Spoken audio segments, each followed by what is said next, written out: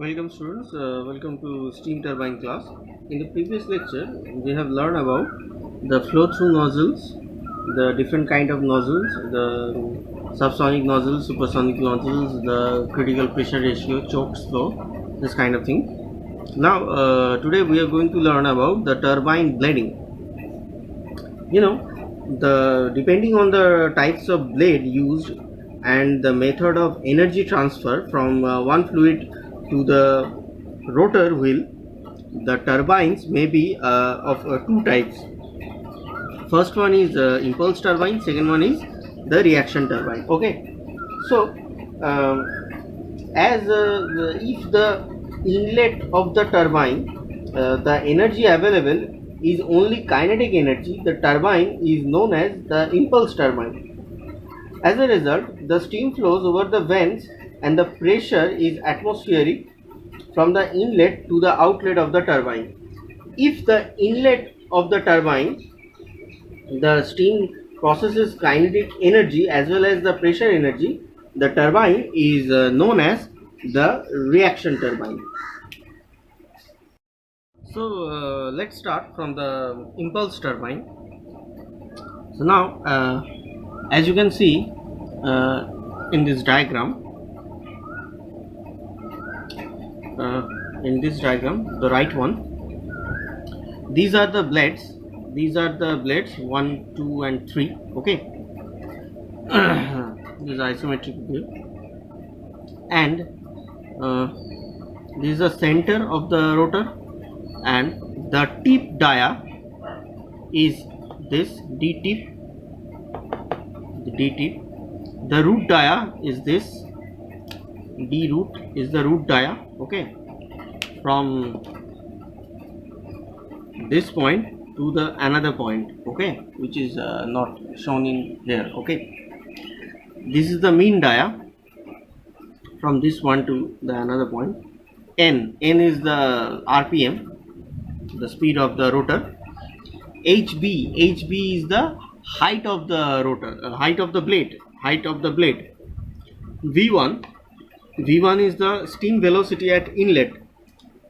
The steam coming from the nozzle, the velocity is V1. Okay, and the outlet stream velocity is V2. Okay, the outlet velocity is V2, and this one is the nozzle. One second. And this one is the nozzle. Okay, the steam is coming from here. So in the left one, here, this is the this is a view of nozzle and the moving blade. This is a view of the nozzle and the moving blade, where this part is the nozzle, and this part is for moving blade. The nozzle is fixed, which is not moved, and moving blade is obviously rotating. V0 is the inlet steam velocity for nozzle, and V1, this is the V1. This V1 is the outlet nozzle velocity, which is the inlet velocity for the blade. So V1 is the outlet velocity of the steam in case of nozzle, but this is the inlet velocity of steam in case of blade, moving blade. Alpha, the angle alpha is the nozzle angle.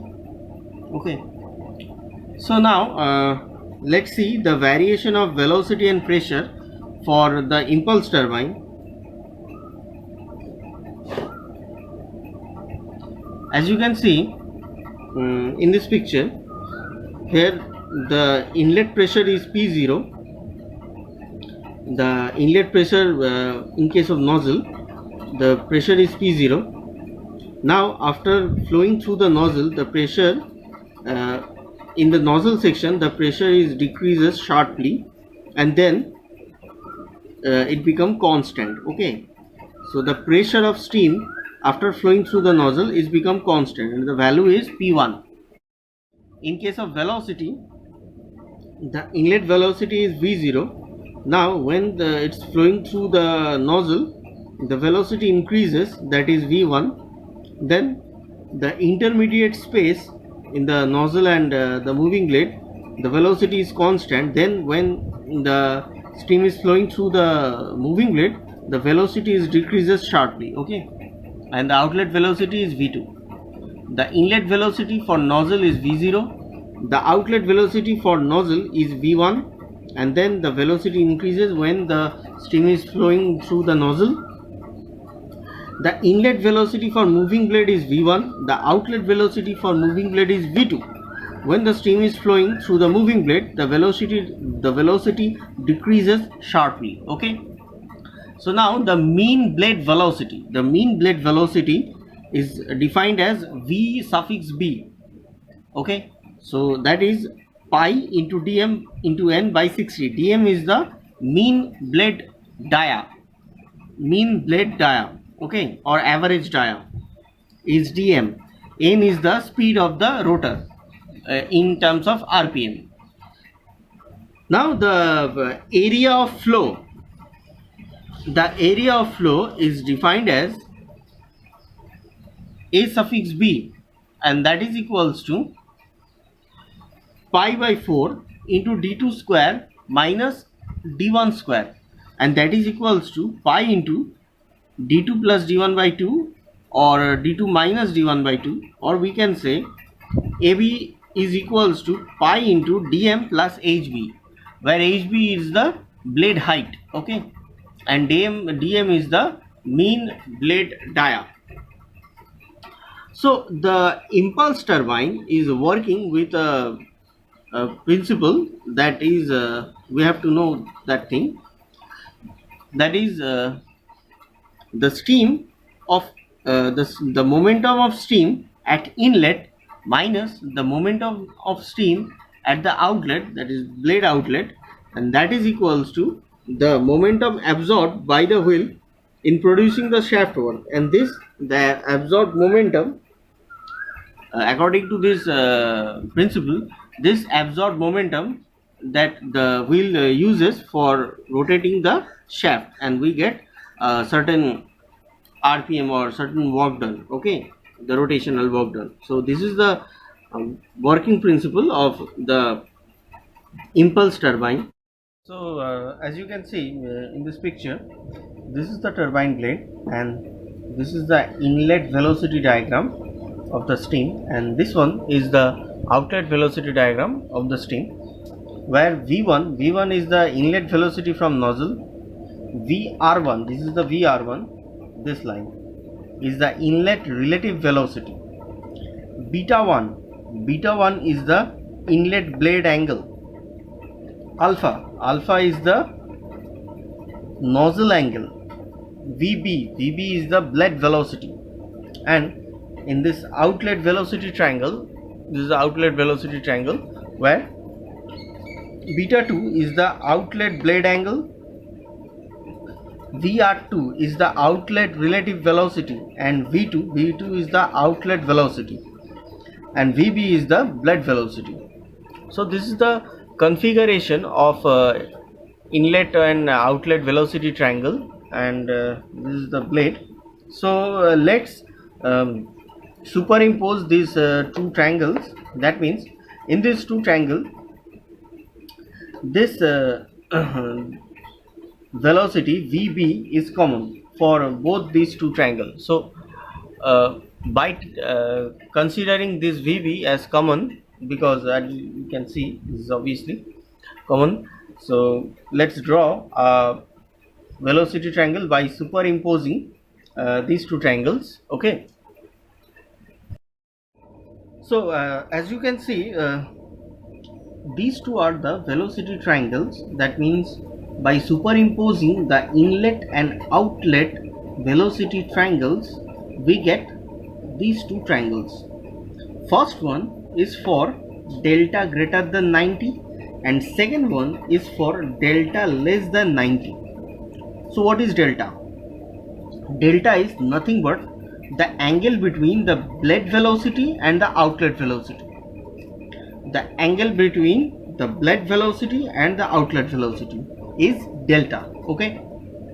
So let's from the beginning. Let's start. Vb is the bled velocity, V1 is the inlet velocity, V2 is the outlet velocity. Delta is the bled velocity to outlet velocity. The angle between these two velocities is called delta. So when delta greater than 90, this kind of triangle is formed, and when delta is less than 90, this kind of triangle is formed. Okay. Beta 1 and beta 2 are the blade angles, inlet and outlet. VR1 and VR2, these two are the relative velocity, inlet and outlet. Okay. Now look at very carefully at the VR1 and VR2, these two velocity vector. These two vectors are started, VR1 started from this point and VR2 started from this point and ended at this point. Okay, that means VR1 and VR2 is ended at the starting point of VB vector. Okay, these all are the vector. Okay, so VR1 and VR2 is ended at the starting point of VB. Okay, that means the at the tail of the VB, and V1 and V2 is ended at the end point of VB vector. V1 and V2 is started from this point and this point. Okay, V1 started from this point, V2 started from this point. So V1 and V2 is ended at the end point of VB vector. Okay, in this diagram also, VR1 and VR2 is started from this point and this point. Okay, as you can see, and V1 and V2 is started from this point and this point. VR1 and VR2, these two vectors ended at the start point of VB, that means at the tail at this point, and V1 and V2 is ended at the end point of VB at the head point, this point. Okay, now V omega 1 and V omega 2. V omega 1 is the cos component of V1 and V omega 2 is the cos component of V2. Okay, V omega 1 and V omega 2, these two are the wheel velocity. The peak point, the distance between the peak point of these two triangles, that means from this point and from this point to this point, is called del V omega. In this diagram also, the cos component of V1 and V2 is V omega 1 and V omega 2, and the difference between these two peak point is del V omega. Now the sine component of V2 and V1 is VA2 and VA1. The sine component of V1 is VA1 and sine component of V2 is VA2. These are the axial velocities, and the difference between the VA1 and VA2 is del VA. Del VA, the difference between the axial component VA1 and VA2 is called del VA. Okay, so these are the velocity triangles for in case of impulse turbine. So from the triangle law, the vector triangle law, let's derive the values of beta 1, the different power, the diagram work and the blade efficiency. Okay, so let's start. Now in the velocity diagram, we have given a name, that is A, B, C and D. This point is A point, this point is B point, this point is C point and this point is D point. Okay, so now from triangle ABC, we can write V1 cos alpha, V1 cos alpha minus VB is equals to VR1 cos beta 1. Okay, so we can write this thing V1 cos alpha minus VV is equals to VR1 cos beta 1. Now again also we can write V1 sin alpha is equals to VR1 sin beta 1. So from these two equations are comes from the component division. So by dividing this V1 and VR1 in cos component and sin component, we get these two equations. So now from these two equations we can write tan beta 1 by dividing these two equations. By dividing these two equations we get tan beta 1 is equals to V1 sin alpha by V1 cos alpha minus VV. So this is the similar formula that we have already done in our physics course. Okay, the vector triangle formula. Now from triangle BDC we can write that is V2 cos 180 minus delta plus VB is equals to VR2 cos 180 minus 180 minus gamma. So we can write this equation from the triangle BDC. Now so by simplifying we can write V2 cos delta is equals to VB plus VR2 cos gamma. Okay. Another thing, that is a factor called blade friction factor. Blade friction factor. Blade friction factor is defined as KB, K suffix B, and that is equals to VR2 by VR1, the outlet relative velocity by the inlet relative velocity is known as the blade friction factor. Now the energy loss due to friction in the blade is equals to, one second, the energy loss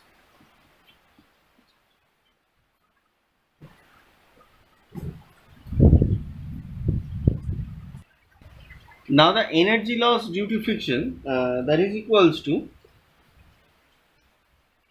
VR1 square minus VR2 square by 2, and the del V omega and the value del V omega. Del V omega is defined as if we consider the delta greater than 90 degree, if we consider the delta greater than 90 degree or anything the delta less than 90 degree also, this kind of the approach also we get, that is V1 cos alpha minus V2 cos delta. Okay, so from this equation we can write that is V1 cos alpha minus VB minus KB into VR1 cos gamma. Okay, so we just substituted the V2 cos delta value from the first equation. Okay, so we get this expression.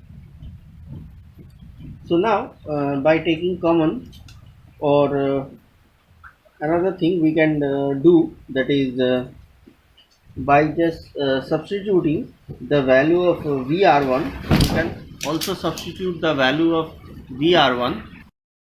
Now by substituting the value of VR1, we get V1 cos alpha minus VB minus KB is the blood friction factor, into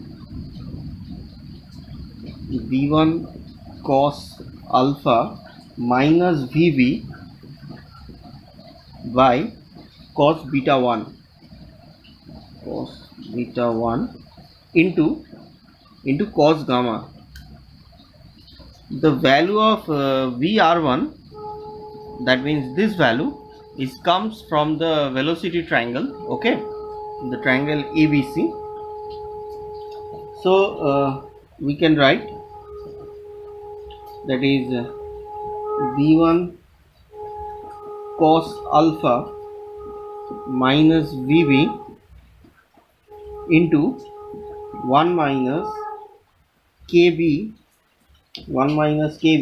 into cos gamma by cos beta 1. We can write the value of del V omega into this kind of thing, into this manner. Okay, so since, one second,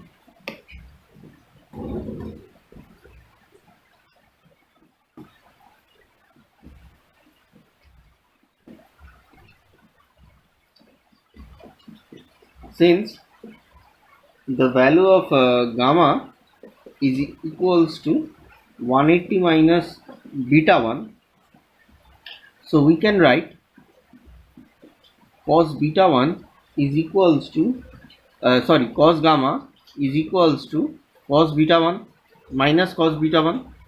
Cos gamma is equals to minus cos beta 1. So we get del V omega is equals to V1 cos alpha minus VB into 1 plus KB. This is the value of del V omega, V1 cos alpha minus VB into 1 plus KB. Okay. Another way we can find out the value of del V omega, that is del V omega is equals to, that is VR1 cos beta 1 plus VR2 cos beta 2, that is equals to VR1 cos beta 1 plus KB into VR1 cos beta 1, and that is equals to VR1 cos beta 1 into 1 plus KB. So now the value of VR1 cos beta 1 is V1 cos alpha minus VB, so into 1 plus KB, that is equals to del V omega. This is the another way we can get the same result as the del V omega. So to find out the tangential thrust and the axial thrust and the diagram work and the efficiency, we need this del v omega value. Okay, so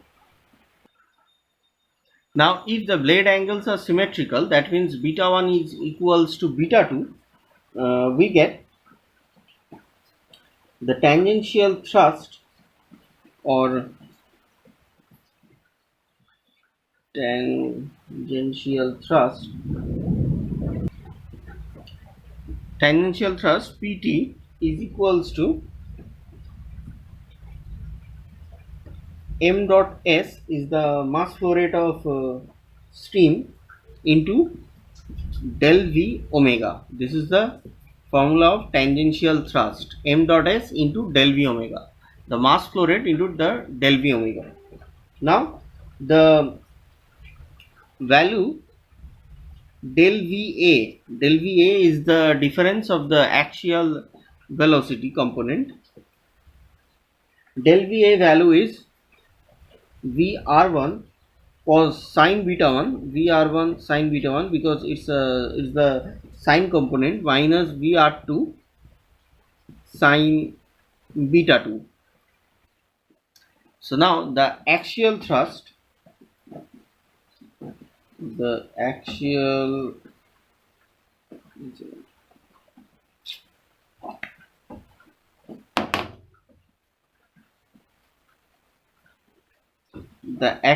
thrust, that is equals to p suffix a.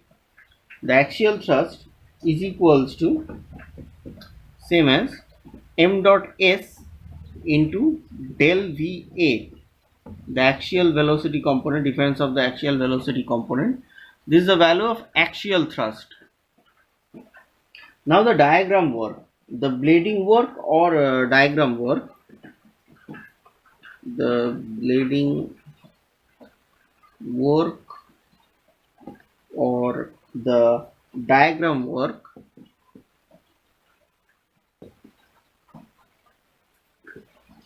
the diagram work can be defined as w suffix d.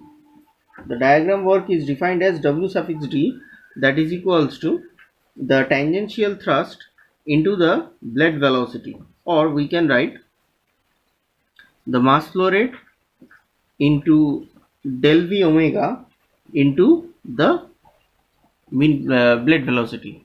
Okay, so this is the value of diagram work or the blading work. The energy input to the blade is the kinetic energy of jets, that is the steam jets. So the kinetic energy of the steam jet, we can write the kinetic energy of a steam jet, we can define as E suffix S, or that is equals to, we know that the formula of the kinetic energy, that is half mv square. So half into mass flow rate into v1 square. v1 is the inlet velocity of steam that comes from the nozzle. So this is the expression for the kinetic energy. Now the diagram efficiency or blading efficiency, the blading efficiency, so we can write the blading efficiency or diagram efficiency as eta d, that is equals to the net work done on blade, that means the diagram work by the kinetic energy E, the diagram work to the kinetic energy of steam. So we can write that is m dot s into del v omega into vb by m dot s into v1 square by 2, this thing. Okay, so the expression of diagram efficiency or blading efficiency becomes eta d is equals to 2 del v omega into vb by v1 square. 2 del v omega by vb into d1 2 del v omega into vb by v1 square. Okay, so this is the expression for diagram efficiency or blading efficiency. Now to find out the maximum efficiency, we have to calculate the optimum velocity ratio. Okay, to find out the maximum efficiency, we have to calculate the optimum velocity ratio. So let's substitute the value of del v omega. So we get, by substituting the value of del v omega, we get v1 cos alpha minus vb into 1 plus kb into vb by v1 square. Okay, so this is the expression. By substituting the value of del v omega, we get this expression. Okay, so now we can write 2 into vb square into v1 cos alpha by vb minus 1 into 1 plus kb by v1 square. So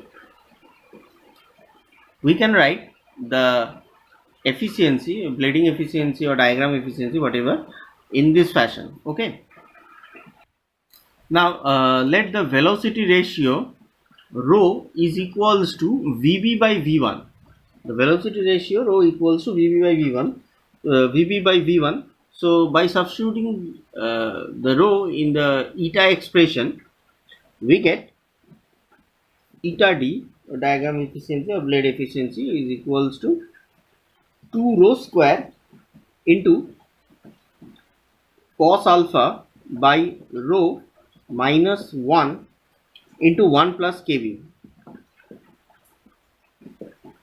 Or we can write, that is 2 into rho cos alpha minus rho square into 1 plus kb.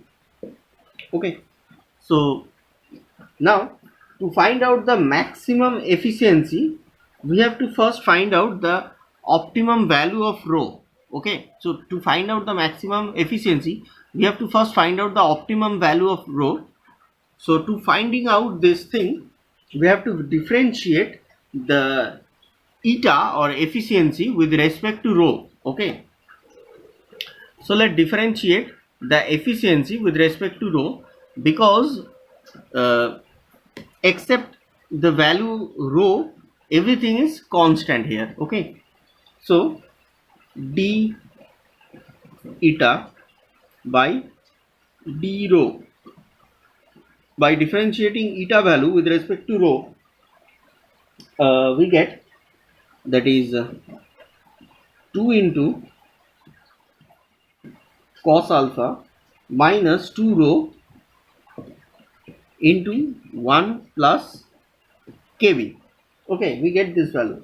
So now we just equating. Now we are going to equate this expression with 0 is equals to 0. So we get the value of rho or optimum value of rho, that is equals to cos alpha by 2. So this is the optimum value of rho. So by equating this above equation with 0, we get the optimum value of rho. Okay, so now let's substitute this optimum value of rho to the efficiency equation. We get the maximum value of the efficiency. So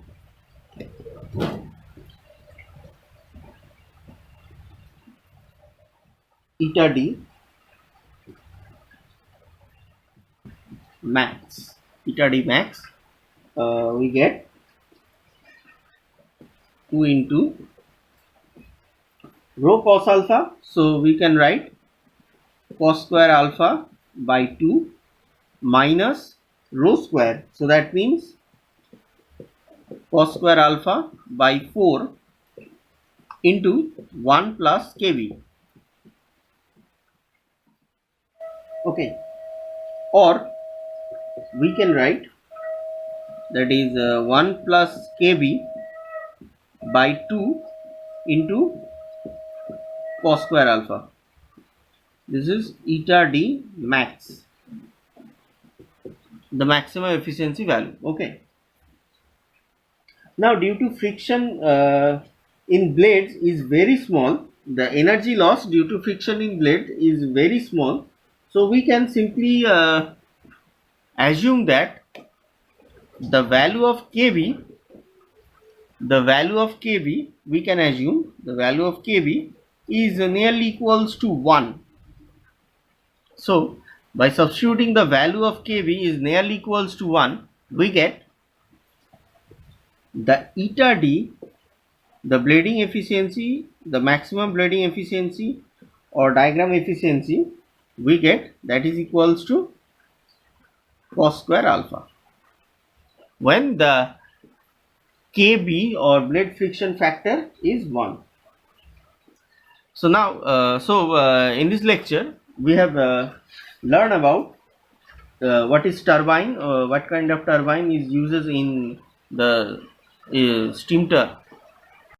In this lecture we have learned about the steam turbine, the basics of steam turbine, the types of steam turbine, that is reaction turbine, impulse turbine, and we have also gone through the details of impulse turbine, the velocity diagram we have drawn, how to draw the velocity diagram. We have learned this thing, how to find out the tangential thrust, axial thrust, diagram efficiency, diagram work, this kind of thing. And we also find out the maximum efficiency of the in case of the blading efficiency, the maximum blading efficiency, and that means the maximum turbine efficiency, this kind of things.